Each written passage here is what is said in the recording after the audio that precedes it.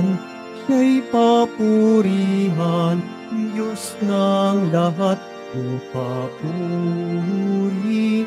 Sa kaitaasan, siya'y papurihan, ngayon at magpakailanman. Umawit ang daigdigan, lahat ng naroon. Umawit ang sangkatauhan, purihin ang Panginoon.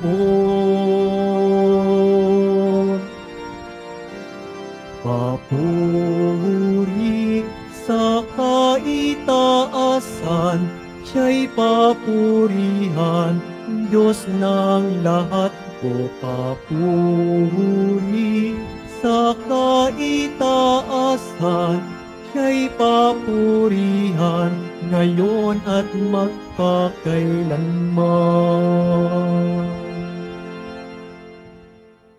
Simulan natin ang banal na pagdiriwang sa ngalan ng Ama at ng Anak at ng Espiritu Santo.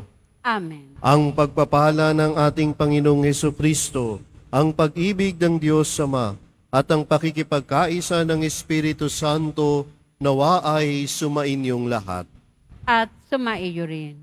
Mga kapatid, aminin natin ang ating mga kasalanan upang tayo ay maging marapat gumanap sa banal na pagdiriwang.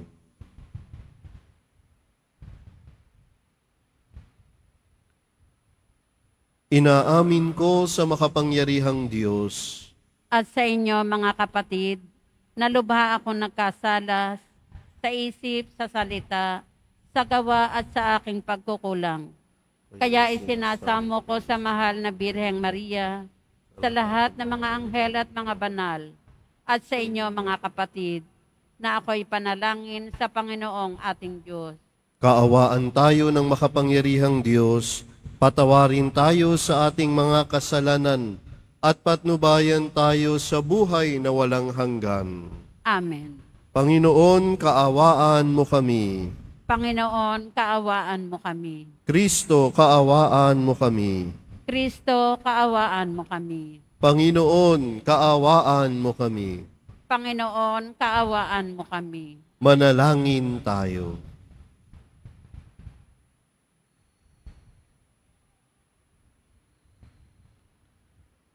Ama naming makapangyarihan, ginagawa mong kami magkaisa ng kalooban. Ipagkaloob mong ang iyong mga utos ay aming mahalin. Ang iyong mga pangako ay hangarin naming tanggapin, upang sa anumang pagbabago sa paligid namin, manatiling matatag ang aming loobin, sa tunay na kasiyahang matatagpuan sa iyong piling. Sa pamamagitan ni Hesukristo, kasama ng Espiritu Santo, magpasawalang hanggan. Amen. Magsiupo muna ang lahat.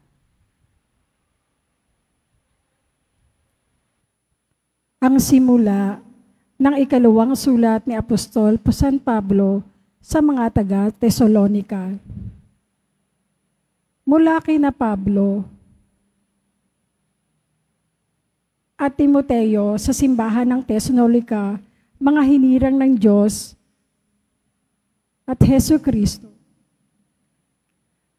Sumainyo ang pagpapala at ng Diyos Ama ng Panginoong Hesukristo.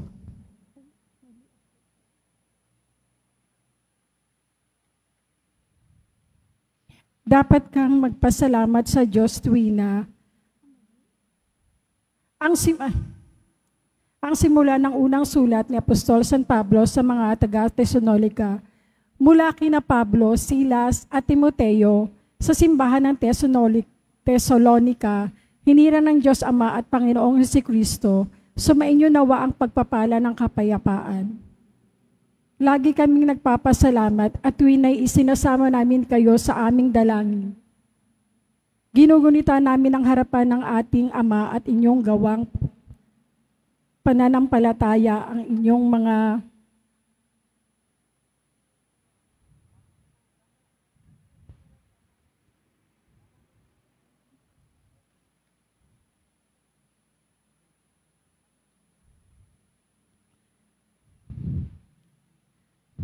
Ang simula ng ikalawang sulat ni Apostol San Pablo sa mga taga-Tesalónica. Mula kina Pablo, Silas at Timoteo sa simbahan sa Tesalónica, mga hinirang ng Diyos Ama at ang Panginoong Hesukristo, sumainyo nawa ang pagpapala at ng kapayapaan ng Diyos Ama at Panginoong Hesukristo. Dapat kaming magpasalamat sa Diyos tuwina dahil sa inyo, mga kapatid. Matuwid na gawin namin ito sapagkat patuloy na tumatag ang inyong pananalig kay Kristo at patuloy ring umaalab ang inyong pagmamahal sa isa't isa. Ipinagmamalaki namin kayo sa lahat ng kaanib sa simbahan ng Diyos dahil sa inyong pananampalataya at pagtitiis sa kamila ng pag-uusig ng mga kahirapang dinaranas ninyo. Ito ang katunayan ng makatarungang hatol ng Diyos na kayo'y ariing karapat-dapat sa kanyang kaharian na siyang dahilan ng inyong pagtitiis. Naway maging karapat-dapat kayo sa pagkatawag niya sa inyo at ipagkaloob nawa niya sa inyo sa pamamagitan ng kanyang kapangyarihan ang lahat ng mabuti ninyong hangarin at lubusin ang inyong mga gawaing bunga ng pananampalataya. Kung magkagayon, mabibigyan ninyo ng karangalan ang pangalan ng ating Panginoong Hesus, at kayo naman ay bibigyan din ng karangalan ayon sa kagandahang loob ng Diyos at ng Panginoong Hesukristo. Ang salita ng Diyos. Salamat sa Diyos. Sa lahat ay pinahayag gawa ng poong nagliligtas. Sa lahat ay pinahayag gawa ng poong nagligtas. Purihin ang Panginoon. Awitan ang bagong awit. Panginooy papurihan nitong lahat sa daigdig. Sa lahat ay pinahayag gawa ng poong nagligtas. Awitin ang Panginoon. Ngalan niya ay purihin. Araw-araw ang ginawang pagliligtas ay banggitin. Kahit sa ay ipahayag na ang poon ay dakila, sa madla ay ipahayag ang dakila niyang gawa. Sa lahat ay pinahayag gawa ng poong nagligtas. Ang poon ay tunay na dakila, marapat na papurihan. Higit sa sinumang Diyos, siya'y dapat katakutan. Ang Diyos ng sanlibutay, pawang mga Diyos-Diyosan. Ang poon lang ang may likha ng buong sangkalangitan. Sa lahat ay pinahayag gawa ng poong nagligtas. Magsitayo po ang lahat.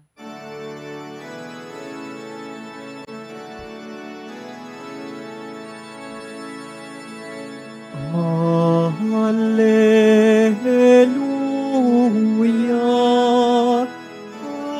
Hallelujah,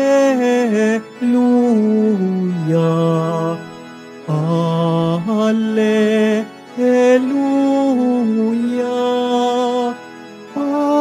Hallelujah.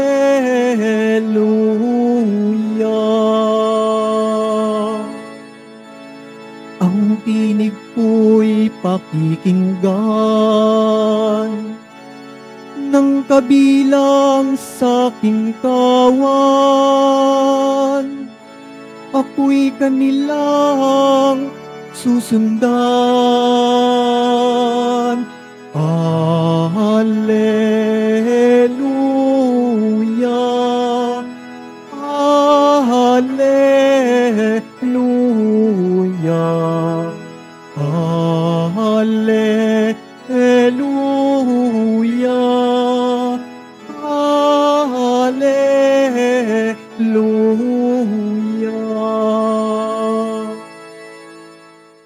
Sumainyo ang Panginoon. At sumaiyo rin. Ang mabuting balita ng Panginoon ayon kay San Mateo. Papuri sa iyo, Panginoon. Noong panahong iyon, sinabi ni Jesus, sa aba ninyo mga eskriba at mga pariseyo, mga mapagpaimbabaw, hinahadlangan ninyo ang mga tao upang hindi sila mapagharian ng Diyos. Ayaw na ninyong pasakop sa paghahari ng Diyos, hinahadlangan pa ninyo ang ibig pasakop. Sa aba ninyo, mga eskriba at mga pariseyo, mga mapagpaimbabaw, inuubos ninyo ang kabuhayan ng mga babaeng balo at ang sinasangkalan ninyo'y pagdarasal ng mahaba. Dahil dito'y lalo pang bibigat ang parusa sa inyo. Sa aba ninyo, mga eskriba at mga pariseyo, mga mapagpaimbabaw, nilalakbay ninyo ang karagatan at ginagalugad ang buong daigdig. Makahikayat lamang kayo ng kahit isang hintil sa pananampalatayang Hudyo. At kung mahikayat na'y ginagawa ninyong masahol pa kaysa inyo, kaya't nagiging ibayo ang dahilan para siya'y parusahan sa impyerno. Sa aba ninyo, mga bulag na taga-akay, itinuturo ninyo na kung ipanumpa nino man ang templo, wala anuman ito. Ngunit kung ang ipanumpa ay ang ginto ng templo, dapat niyang tuparin ang kanyang sumpa. Mga bulag, mga hangal, alin ang mas mahalaga, ang ginto o ang templong nagpapabanal sa ginto? Sinasabi rin ninyo na kung ipanumpa nino man ang dambana, walang anuman ito. Ngunit kung ang ipanumpa ay ang handog na nasa dambana, dapat niyang tupdin ang kanyang sumpa. Mga bulag, alin ba ang mas mahalaga, ang handog o ang dambanang nagpapabanal sa handog? Kaya nga, kapag ipinanumpa nino man ang dambana, ipanunumpa niya iyon at ang lahat ng handog na naroon. Kapag ipinanumpa nino man ang templo, ipinanunumpa niya iyon at ang tumatahan doon. At kapag ipinanumpa nino man ang langit, ipinanunumpa niya ang trono ng Diyos at ang nakaluklok doon. Ang mabuting balita ng Panginoon. Pinupuri ka namin, Panginoong Heso Kristo. Magsiupo mo na lahat. Magandang umaga po sa inyong lahat. Mga kapatid, sa ating ebanghelyo ngayon, narinig natin ang matitinding salita ni Jesus laban sa mga eskriba at laban sa mga pariseyo. Inilarawan niya sila bilang mga mapagpaimbabaw, mga taong nagpapakita ng kabanalan, ngunit ang kanilang mga puso ay malayo sa tunay na kalooban ng Diyos. Sinabi ni Jesus, sa aba ninyo mga eskriba at mga pariseyo, mga mapagpaimbabaw, hinahadlangan ninyo ang mga tao upang hindi sila mapagharian ng Diyos. Ang mga pariseyo at mga eskriba ay kilala bilang mga tagapagturo ng batas ng Diyos. Ngunit, ang kanilang mga gawain ay hindi nagpapakita ng tunay na pagsunod. Sa halip, sila ay naglalagay ng mga balakid na nagiging dahilan upang ang iba ay hindi makalapit sa Diyos. Sila ay nagiging sagabal sa halip na maging daan tungo sa Diyos. Nahahadlangan ng kanilang mga gawa ang mga tao upang makalapit sa Diyos. Itinuturo ni Jesus na ang tunay na kabanalan ay hindi lamang sa panlabas na anyo o ritual, kundi sa panloob na kalinisan ng puso at kalooban, tapat na pagsunod sa kalooban ng Diyos. Ang problema ng mga pariseyo at eskriba, masyado silang nakatuon sa mga detalye ng batas, ang mga ritual at tradisyon. Ngunit nakaliligtaan nila ang mga mas mahalagang bagay tulad ng katarungan, awa, at pananampalataya.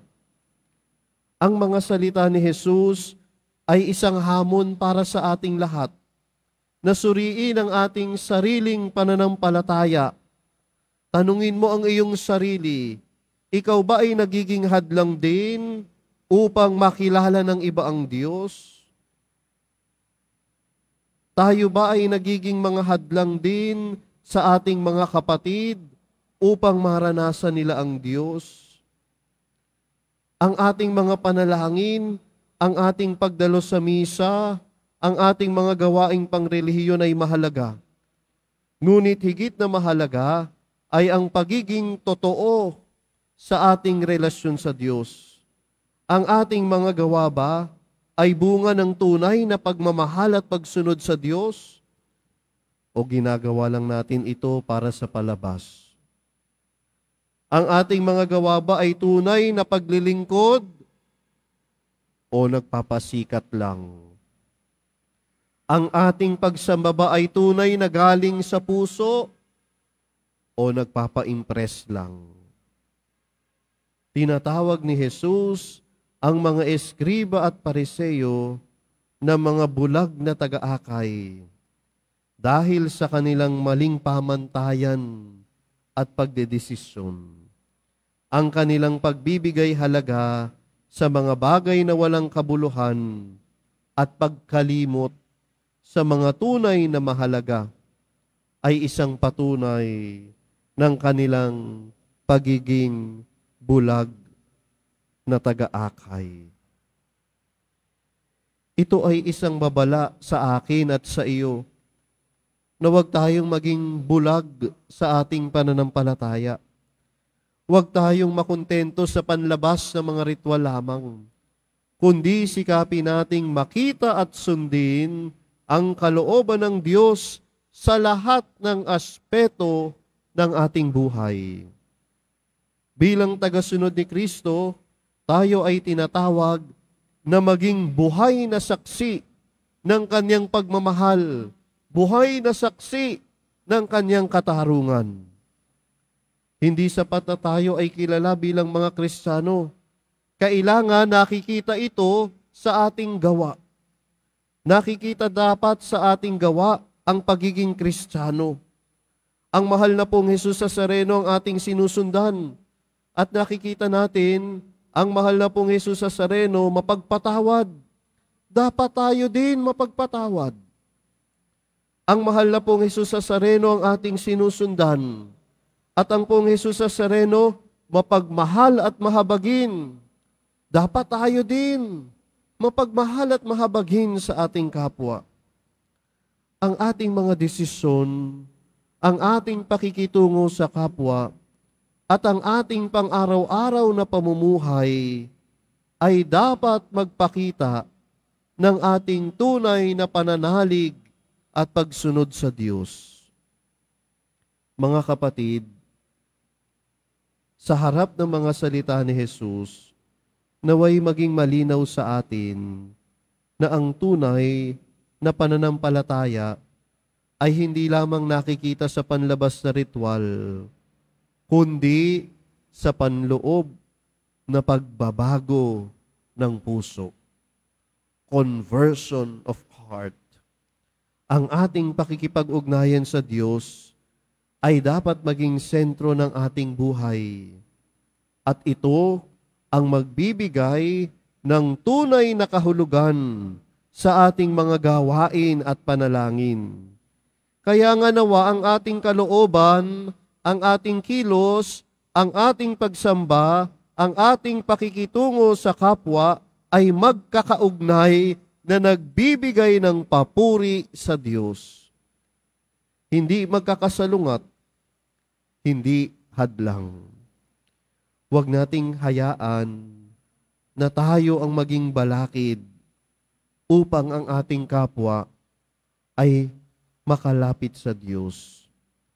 Bagkus, tayo ay inaanyayahan na maging daan upang maranasan ng ating kapwa ang dakilang pagmamahal ng Diyos, upang maranasan ng ating kapwa ang habag ng Diyos. Ikaw at ako ay inaanyayahan na maging daan upang ang pagmamahal ng Diyos ay maranasan. Hindi tayo dapat hadlang, tayo dapat ay daan. Mga kapatid, sa pagdiriwang natin ng banal na misa, hingi natin ang biyaya na maging tapat sa Diyos, hindi lamang sa salita, kundi sa gawa. Naway bigyan niya tayo ng grasya upang maging tunay na saksi ng kanyang pagmamahal at katarungan at maging gabay tayo sa iba tungo sa kanyang kaharian. Nang sa lahat ng bagay, ang Diyos ay papurihan. Amen.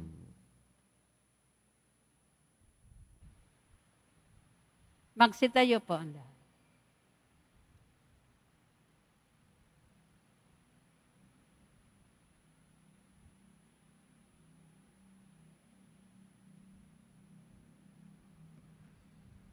Minamahal kong mga kapatid, mulat sa aming pagiging hindi karapat-dapat, itinataas namin ang aming isip at puso sa iyo, Diyos Ama, at dinadala rin namin sa iyong harapan ang aming mga pangangailangan. Sa bawat panalangin ng ating sasambitin, Ama sa langit, ikaw ang lahat sa amin. Ama sa langit, ikaw ang lahat sa amin. Ang simbahan, lalo na ang kanyang mga pinuno, naway isa puso ang gawaing pagpapanibago at pagbabalik loob. Manalangin tayo. Ama sa langit, ikaw ang lahat sa amin.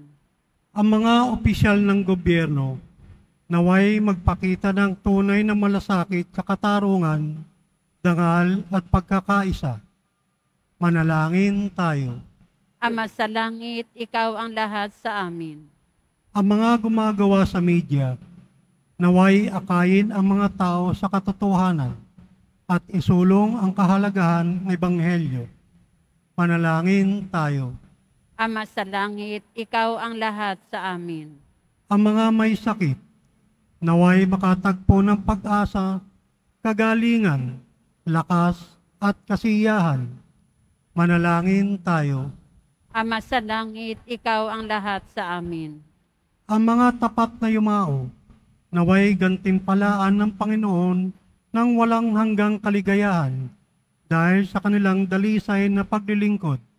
Manalangin tayo. Ama sa langit, ikaw ang lahat sa amin. Ipagdasal din natin ang mga kabataan nawa ay maging matatag sila at makatugon sa tawag ng Diyos sa bukasyon ng pagpapari o pagiging relihiyoso.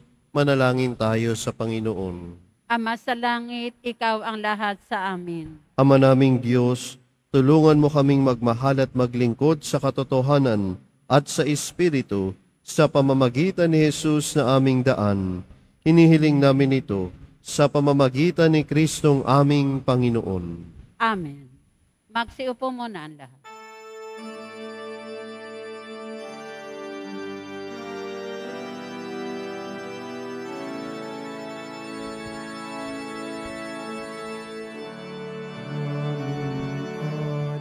Alay sa iyo, Panginoon, ang tinapay at alak na iyong kaloob upang gumitain ang iyong buhay na inialay ng ayo'y matiwang bilang isang sambayanan.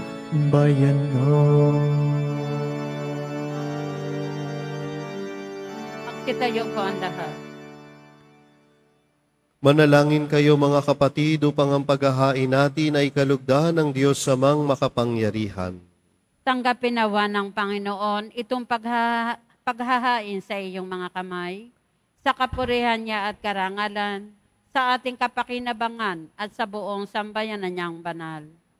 Ama naming lumikha, pinagkamit mo kami ng iyong pagkupkup, pakundangan sa isang pampalagiang paghahandog, kaya't sa iyong sambayanan ay iyong ipagkaloob ang pagkakaisa at kapayapaang nagbubuklod, bunga ng aming mga alay na iyong ikinalulugod. Sa pamamagitan ni Hesukristo, kasama ng Espiritu Santo, magpasawalang hanggan. Amen. Sumainyo ang Panginoon. At sumaiyo rin. Itaas sa Diyos ang inyong puso at diwa. Itinaas na namin sa Panginoon. Pasalamatan natin ang Panginoong ating Diyos. Marapat na siya ay pasalamatan. Ama naming makapangyarihan, tunay ngang marapat na ikaw ay aming pasalamatan. Pinagbibigyan mong ito'y aming maihayag, kahit na ito'y walang anumang maidaragdag, sa kadakilaang sa iyo ay likas. Sa pagpupuri nami ang nakikinabang, ay kami ring iyong pinakikiharapan, sa pamamagitan ng iyong anak na minamahal. Kaya kaisa ng mga anghel na nagsisiawit ng papuri sa iyo, nang walang humpay sa kalangitan, kami nagbubunyi sa iyong kadakilaan. Santo, Santo, Santo, Panginoon Diyos ng mga hukbo, napupuno ang langit at lupa ng kadakilaan mo, o sana sa kaitaasan. Pinagpala ang naparirito sa ngalan ng Panginoon, o sana sa kaitaasan. Magsiluhod po ang lahat. Ama naming banal, ikaw ang bukal ng tanang kabanalan, kaya't sa pamamagitan ng iyong Espiritu, gawin mong banal ang kaloob na ito, upang para sa amin maging katawan at dugo ng aming Panginoong Hesukristo. Bago niya pinagtiis ang kusang loob na maging handog, hinawakan niya ang tinapay, pinasalamatan kanya, pinaghati-hati niya iyon, iniabot sa kanyang mga alagad at sinabi, "Tanggapin ninyong lahat ito at kahanin. Ito ang aking katawan na ihahandog para sa inyo."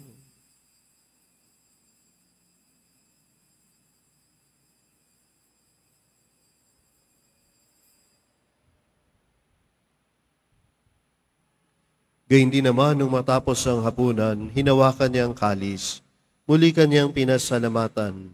Iniabot niya ang kalis sa kanyang mga alagad at sinabi, "Tanggapin ninyong lahat ito at inumin. Ito ang kalis ng aking dugo, ng bago at walang hanggang tipan. Ang aking dugo na ibubuhos para sa inyo at para sa lahat, sa ikapagpapatawad ng mga kasalanan. Gawin ninyo ito sa pag-alala sa akin."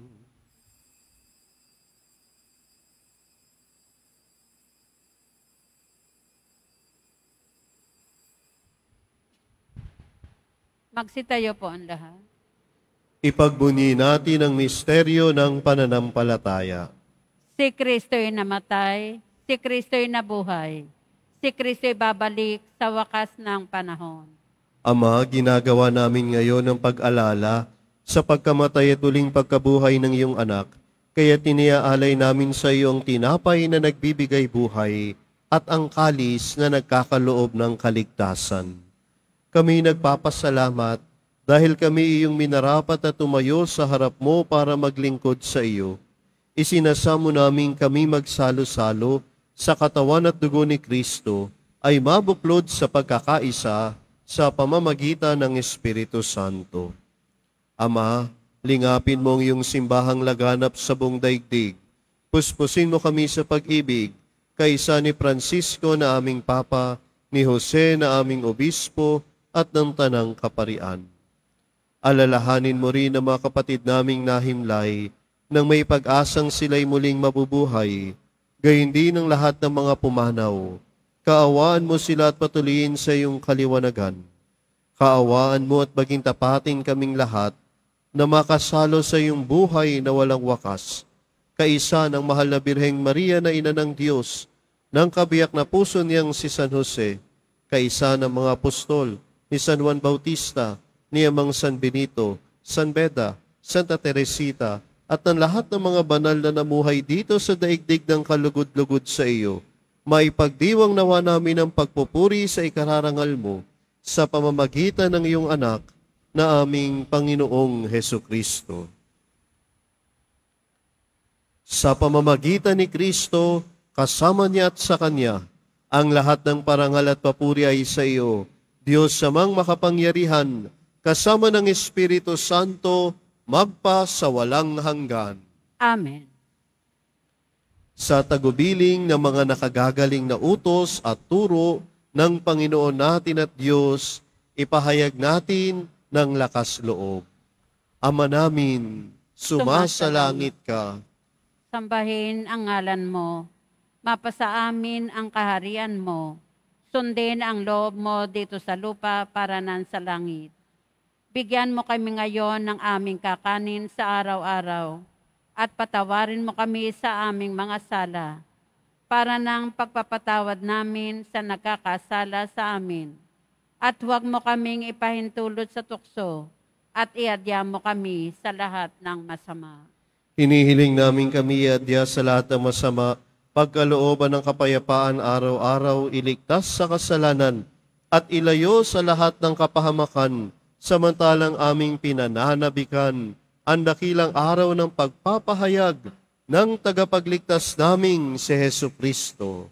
Sapagkat iyo ang kaharian at ang kapangyarihan at ang kapurihan magpakailanman. Amen. Panginoong Hesukristo, sinabi mo sa iyong mga apostol, kapayapaan ang iniiwan ko sa inyo, ang aking kapayapaan ang ibinibigay ko sa inyo. Tunghayan mo ang aming pananampalataya at huwag ang aming pagkakasala. Pagkalooban mo kami ng kapayapaan at pagkakaisa ayon sa iyong kalooban, kasama ng Espiritu Santo, magpa sa walang hanggan. Amen. Ang kapayapaan ng Panginoon, nawa ay laging sumainyo. At sumaiyo rin. Magbigayan kayo ng kapayapaan sa isa't isa. Peace be with you. Kordero ng Diyos na nag-aalis ng mga kasalanan ng sanlibutan, maawa ka sa amin. Kordero ng Diyos na nag-aalis ng mga kasalanan ng sanlibutan, maawa ka sa amin. Kordero ng Diyos na nag-aalis ng mga kasalanan ng sanlibutan, ipagkaloob mo sa amin ang kapayapaan. Magsiluhod po ang lahat.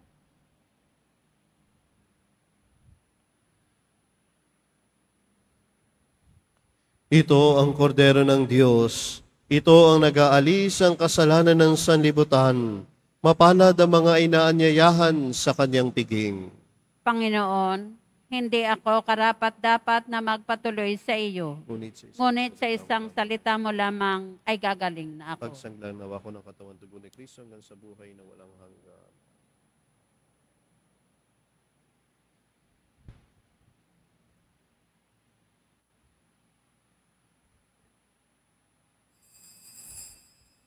Para sa lahat ng tatanggap ng banal na komunyon, sasagot po tayo ng amen pagkasabi ng pari o ng lay minister ng katawan ni Kristo at isubo agad sa bibig bago umalis sa harapan ng pari o lay minister. Sumunod po tayo.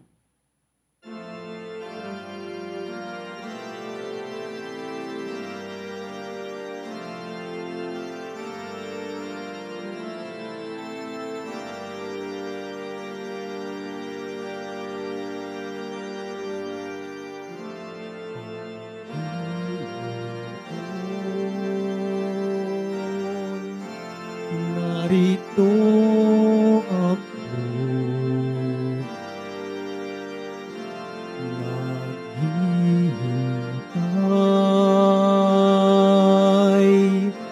sa utos mo, lahat ng yaman ko ay alay ko sa'yo. Ikaw ang tanging buhay ko.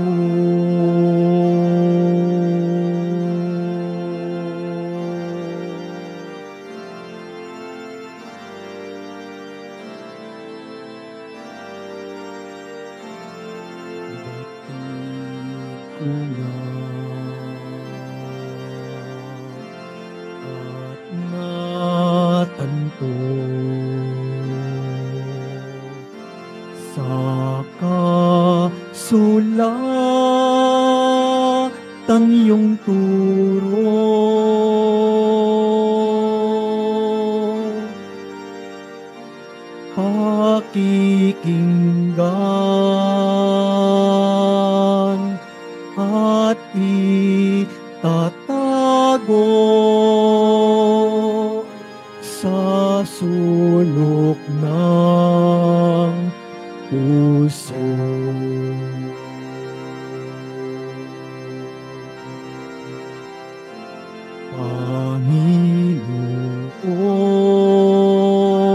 Panginoon, narito ako, naghihintay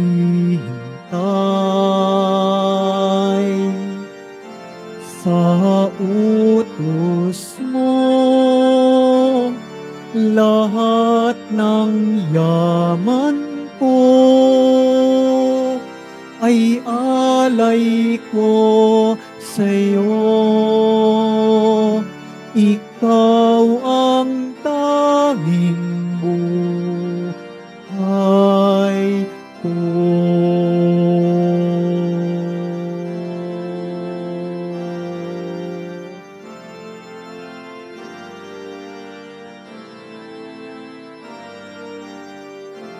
Yung pagligtas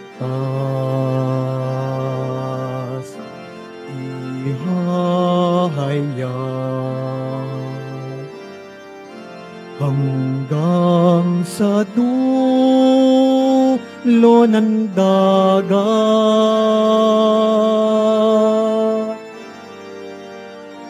Pagtulong mo't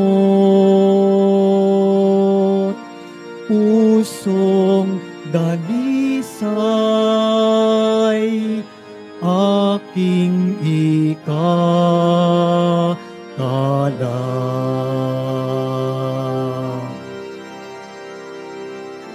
Panginoon, narito ako, naghihintay sa utos mo. Lahat ng yaman ko ay alay ko sa'yo. Ikaw ang tanging buhay ko.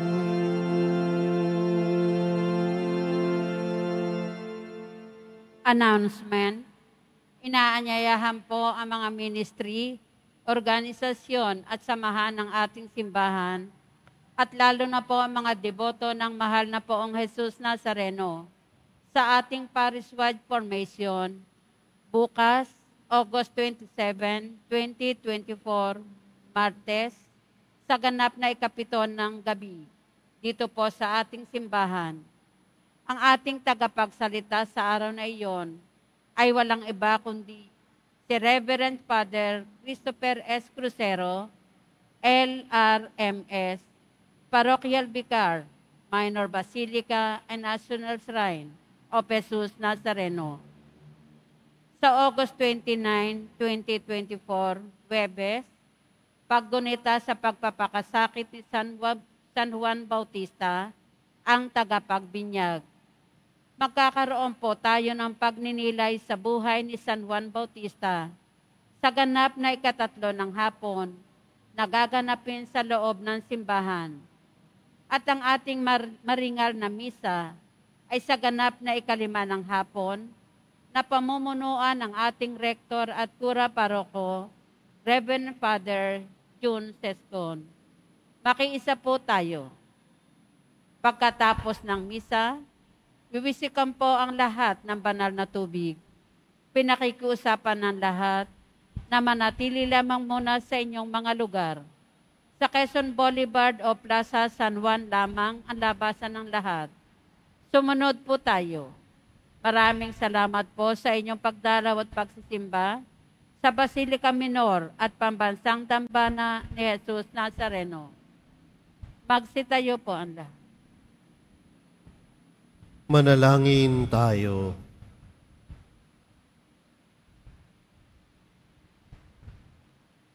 Ama naming mapagmahal, lubusin mo sa amin ang kagalingang bigay ng iyong pag-ibig na ngayoy ipinagdiriwang, at kami naway magkaroon ng ganap na kaunlaran upang sa lahat ng aming pinagkakaabalahan, ikaw ay aming mabigyang kasiyahan sa pamamagitan ni Jesucristo kasama ng Espiritu Santo magpasawalang hanggan. Amen. Sumainyo ang Panginoon. At sumaiyo rin. Mahal na pong Jesus Nazareno, inihayag mo sa pamamagitan ng krus ang walang maliw na pag-ibig ng Diyos sa sangkatauhan. Pakinggan mo ang kahilingan ng iyong angkan na nagsusumamo sa iyo. Makamtamnawa nila ang iyong katugunan at tanggapin ang kasagutan na may utang na loob na tinatanaw. Basbasan din po ninyo ang mga dala-dalang mga imahen at dasalan. Sa pamamagitan ng bendisyon na ito, naway maalala nila ang mga pangako nila noon sa binyag na ikaw ang kanilang iibigin at paglilingkuran bilang Panginoon magpasawalang hanggan. Amen. At pagpalain kayo ng makapangyarihan at mapagmahal na Diyos, Ama at Anak at Espiritu Santo. Amen. Naialay na natin ang misa. Humayo kayong taglayang kapayapaan ng Poong Jesus Nazareno. Salamat sa Diyos.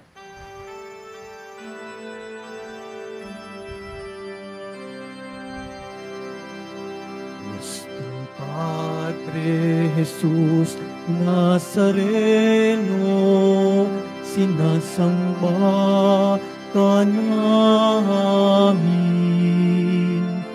pinipinto ka namin, aral mo ang aming buhay at kaligtasan.